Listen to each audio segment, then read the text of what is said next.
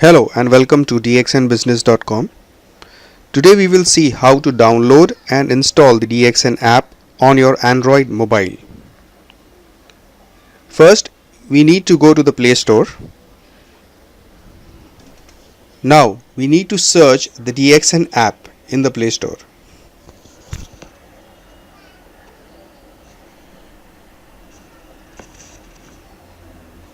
Now, we need to install the DXN app. So click on Install. Click on Accept. The app is of 6.29 MB and right now it's being downloaded. Once it's downloaded, it will automatically be installed on your mobile.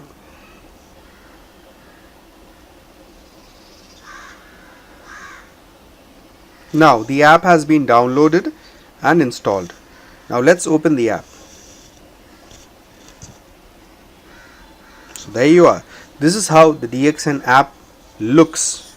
This is the DXN app. If you like this video, give it a thumbs up.